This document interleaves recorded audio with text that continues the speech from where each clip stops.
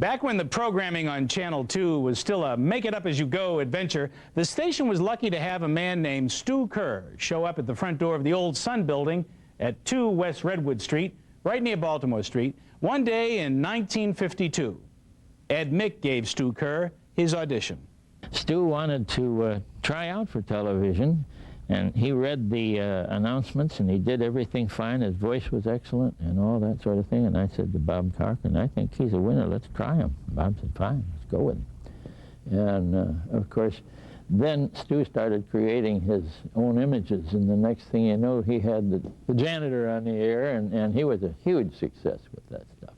The janitor was a mop-in-hand character who showed up on the air at sign-off time. Later, the bit switched to mornings and became known as the early riser. It showed Stu Kerr's improvisational talents.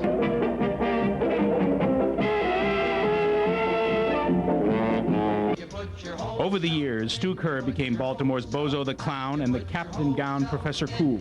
He was a weatherman when he had to be. He made thousands of public appearances during his career. He embodied what early television was all about, inventing a way to entertain and inform people long before syndicated and network television programming came to dominate the offerings of affiliate TV stations.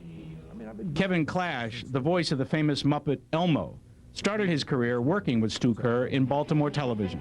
He always said to me, you know, as far as performing, as far as for children anyway, 95% of it should be entertainment and 5% of it should be education, and they'll get what they need, and he was right about that. He was the one who everybody knew, you know, and said he was Mr. Channel 2, and they're still saying that when he's long gone. I mean, he was the most, what you saw on screen when he would bring in, you know, a potato, as you know, when he was weatherman on Channel 2, as a potato with a nose, and it looked like it had a nose and eyes and everything, and he would laugh at it and think it was the funniest thing. I mean, that's what he was off camera. I mean, he found the most minuscule stuff to laugh at, you know, and I remember going to one of the Channel 2 holiday parties, and he had everybody up and dancing, and they were dancing this new dance that he came up with, and it was the most, I mean, I wouldn't do it, but he had everybody up doing it, and it was the funnest thing. I mean, he reeked happiness and silliness, and that's what he was all about. And he was a very, very, I mean, talented, especially the people that I've worked with over the years. You know, so many celebrities and so many. I mean, Stu is still, I mean, way beyond the people that I've worked with. But I've seen him give his heart and his time and his soul to a lot of different people that I met over the years around him. And very, very generous, very, very, very, very generous. And he always said, you know, and people always said, you know, Stu, you're too much of a nice guy. And he showed me how to respect people and do my craft as professionally as I can. One of the station's big early successes was Dialing for Dollars, a midday contest with a simple challenge. Viewers had to be watching Channel 2 at the right time, know the amount being offered as a prize. Should the man on the television happen to call your house, you'd be a winner. Stu Kerr was its longtime host. Once upon a time, it had the largest viewership of any few minutes of television programming in Baltimore. People watched. People waited for the phone to ring. They were waiting to get that call because there were a couple of $1,000s riding on that call. And these gals, they were hungry for money in those days, and they did. But it was fun, and it was exciting, and it kept us all on the edge of our seats. By the time Dialing for Dollars went off the air after a long run well into the 1970s, it had given away nearly $1 million to Marylanders who just happened to know the count and the amount and who just happened to be watching Channel 2. Whether it was Dialing for Dollars or the early riser, Stu Kerr put the most human of all faces on Channel 2 and helped the station make a strong and early personal connection to its viewers. When we return, from the 40s into the 50s and the Golden Age.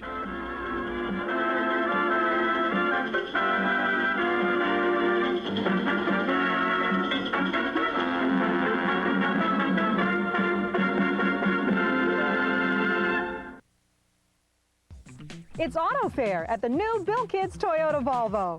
Auto Fair is our biggest sale of the year, and we've discounted every Toyota and Volvo to the year's lowest price. Some discounted up to $6,000. There's even a special selection of Toyotas and Volvos priced at or below factory invoice, and all come with our lowest price guarantee and free scheduled maintenance. During Auto Fair, prices are so low we're almost giving them away, right, Billy? Huh? The new Bill Kids Toyota Volvo, York Road at Warren, just 1 mile north of the fairgrounds. If my numbers win, I get $500,000 all at once. All at once? Yeah, see, say this is $500,000. Then this is all at once. Go ahead. This is $500,000. Yeah? And this Hey, guys. is all at once. Go ahead. Cash in hand, new from the Maryland Lottery. Pick your numbers and you could win $500,000, just like that. $500,000 all at once. What?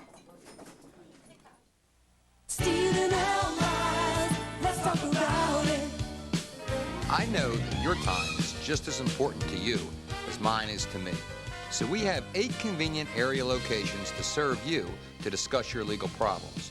No matter what your legal needs are, call me, Steve Miles, at 410-685-8444 for a free consultation. Stephen L. Miles, let's talk about it. Announcing new savings from the new Dodge, with up to $1,000 extra cash back on select Dodge cars, trucks, and caravans. That's up to $1,000 in addition to existing incentives, so you could save as much as $2,000. It's our way of thanking loyal Dodge owners and welcoming new ones, because this bonus offer is open to select Ford and GM owners too, but only for a limited time. The Dodge Owners Bonus. New savings from the new Dodge.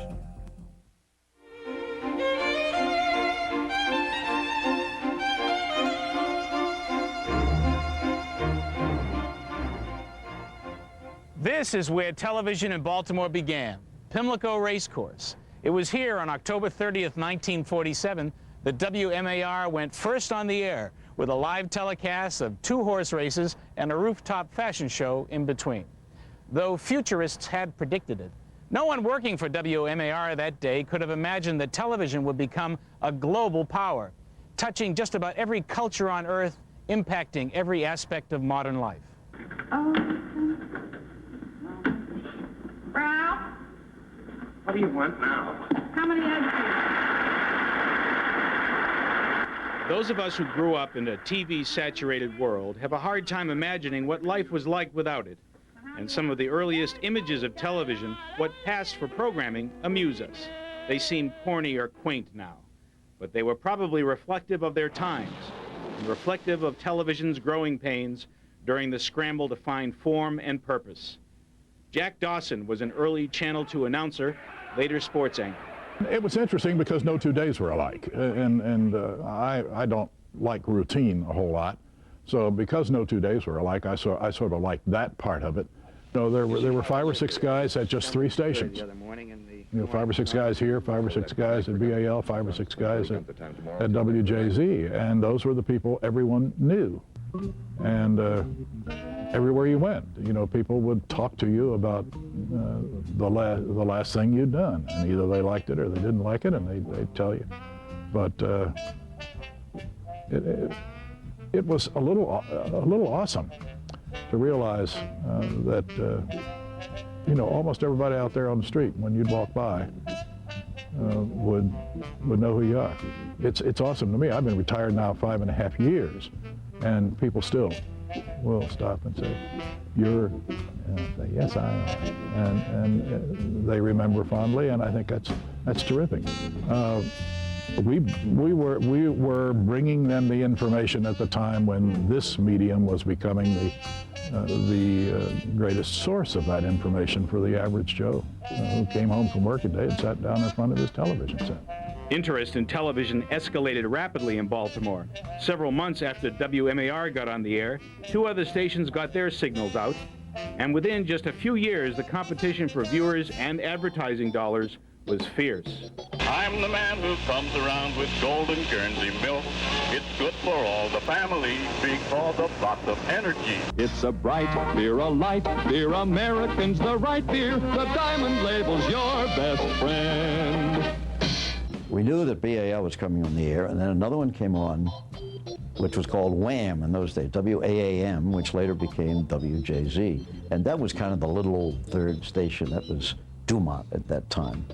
BAL, of course, was the main competitor right from the beginning, but WAM did put on a show just like our sports parade, competing with us with Nick Campofrito, who was an old football player and you know, the radio sports commentator.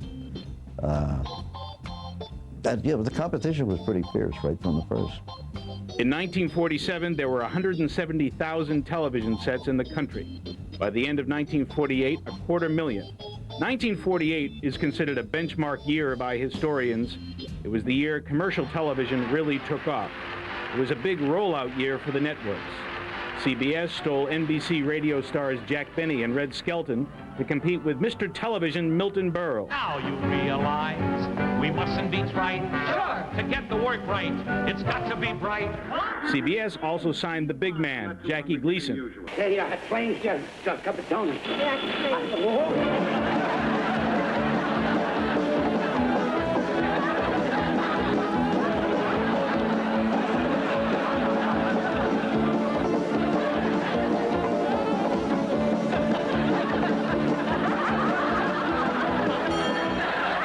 Another show went on the air in 1948, the Broadway newspaper columnist Ed Sullivan's Variety Show, which became, to the surprise of many, a huge CBS hit. Ed Sullivan produced his television show for 23 years.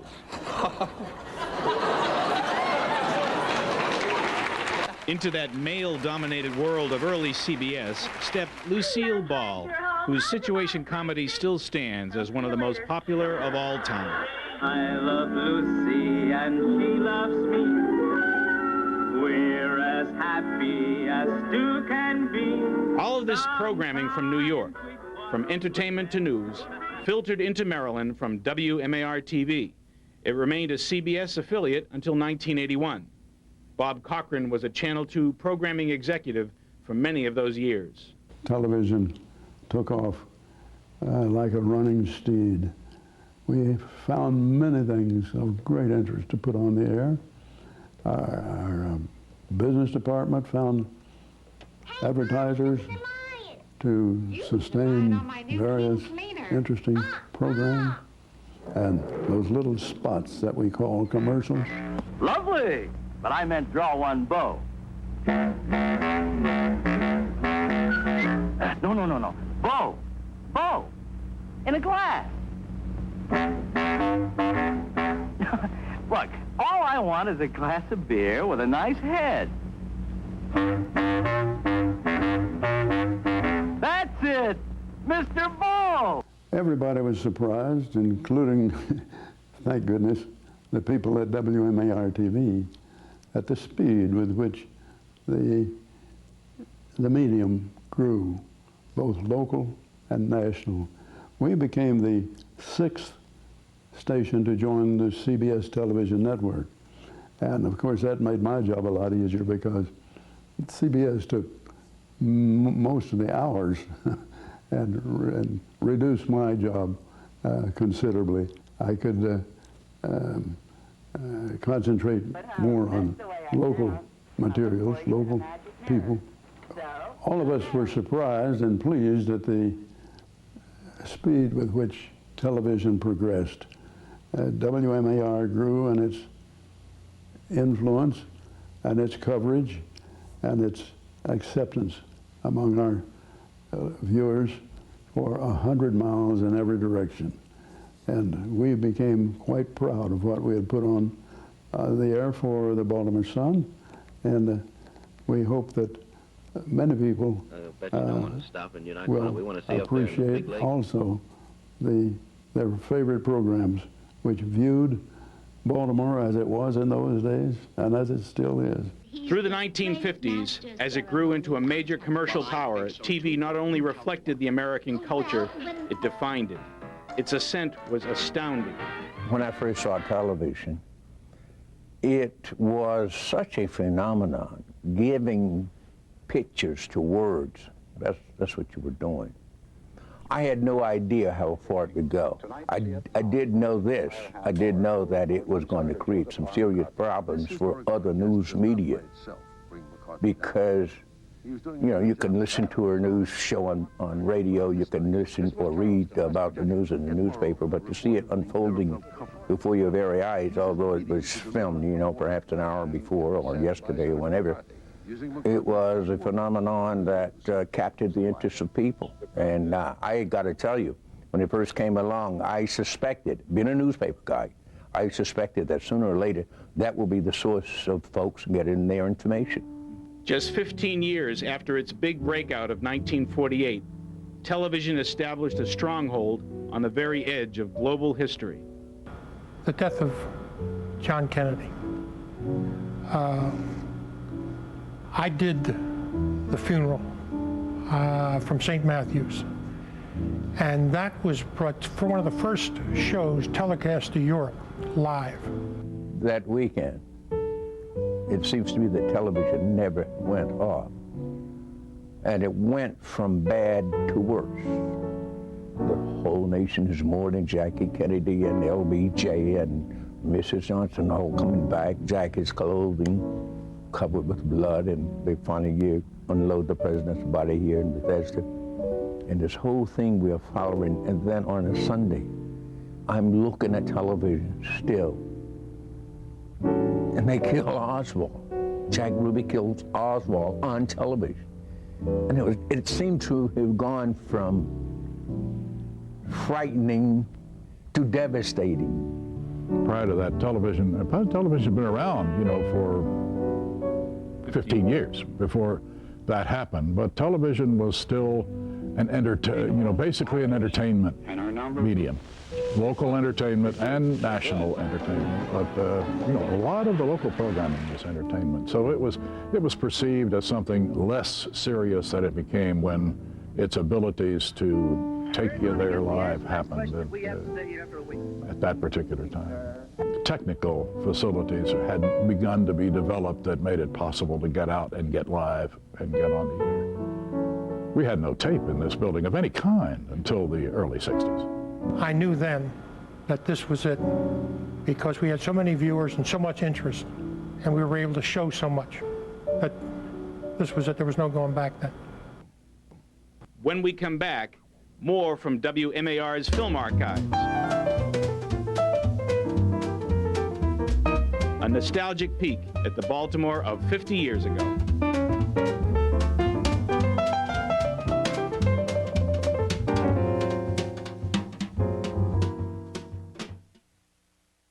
Tonight, on the thrilling conclusion. This thing's part human. Whatever I have to do, I'm going to put an end to it. You go after that thing. You're insane. Get your people out of here now! Peter Benchley's Creature, tonight on ABC. Fact, Heritage sells more Chevys, Dodges, Jeeps, Mazdas, Saturns, Volkswagen, Subarus, Kias, Cadillacs, and Oldsmobiles than anyone, and sells them for less, period. Now, through Memorial Day, Heritage says, leave your checkbook at home, buy with no down payment, and pay just $189 a month. No down payment, $189 a month. Get low 0.9% financing, more than 3,000 vehicles. Don't run all over town. The only deals we can't beat are the ones we don't see. Heritage Giant Memorial Sale on now. I had the weight of the world on my shoulders. Fortunately, I found Harmonex, an herbal supplement from SunSource. Harmonex contains St. John's wort to help maintain a positive outlook on life, and Siberian ginseng to help keep me at my best physically. It's like a weight has been lifted off my shoulders. Keep harmony in your life with Harmonex. And now, important news from SunSource. In Healing Anxiety with Herbs and Hypericum and Depression, Harold Bloomfield, MD, discusses St. John's wort and Siberian ginseng. In his books, Dr. Bloomfield provides key information on herbs for feeling your best emotionally and physically. You know, I'm not a traditional decorator. Some tyrant that comes in with do this, do that. My job, my calling, if you will, is to empower people to find your own style. See, that's good. But first, I find out what my clients like. You like pie? I guide my clients to Target, and they pick out the colors, the textures, the knickknacks. Is it you? It is me. It is she. Grab your own style with the new Restore and Restyle collections in the home improvement department at Target. They were at the top of their game, the world in the palm of their hands, the fans, fame, fortune. Then they hit bottom. What happens to sports heroes when they go from riches to rags? Tonight at 11, only on 2 News.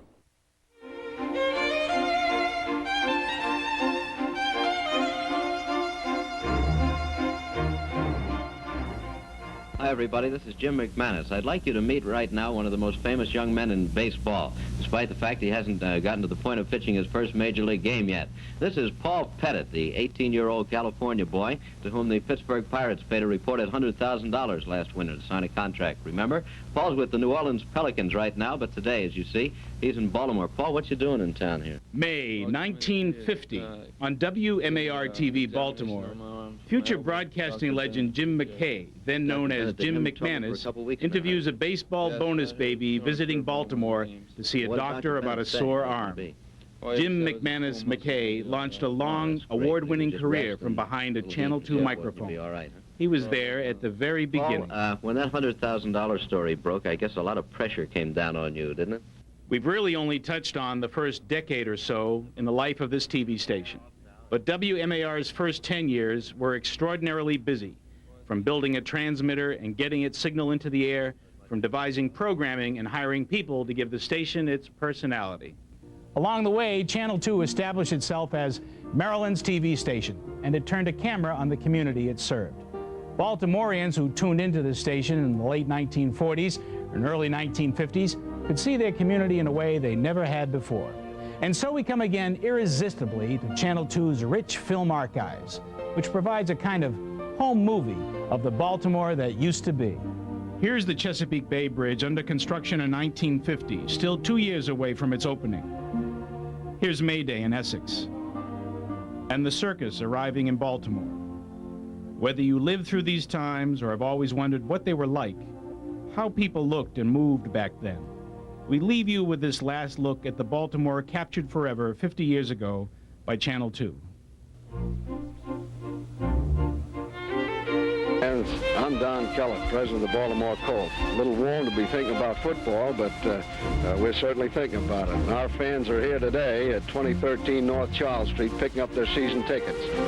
I'm C.E. Jones, and I bought two season tickets, one for myself and one for my boy last December, and I stopped into the office this morning. I got exactly what I purchased.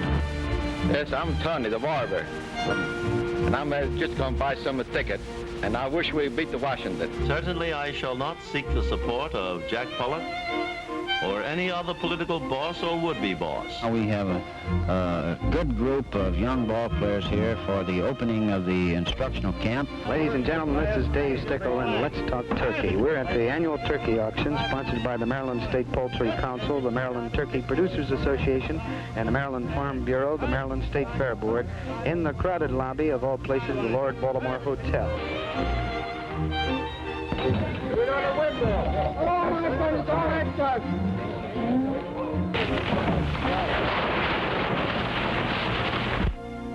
This is the group of 14 youngsters who graduated this morning from the Cathedral Kindergarten at University Parkway and 39th Street.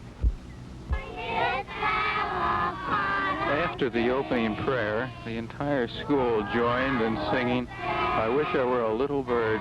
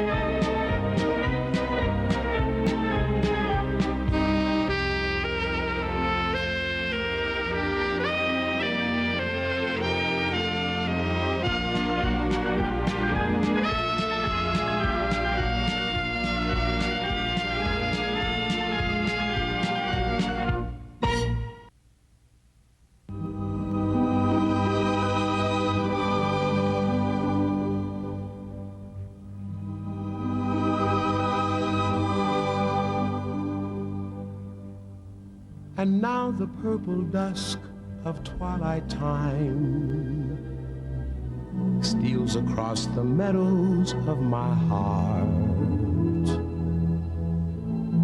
High up in the sky, the little stars climb, always reminding me that we're apart. You wander down the lane and far away, leaving me a song that will not die. Love is now the stardust of yesterday, the music of the years gone by. Sometimes Hello, I'm Todd McDermott. And I'm Mary Beth Marsden, and tonight at 11 o'clock, a woman trying to make a living inside this neighborhood bar is found stabbed to death. And now her family asks for your help in finding her killer. I want to be the greatest of all times like Muhammad Ali.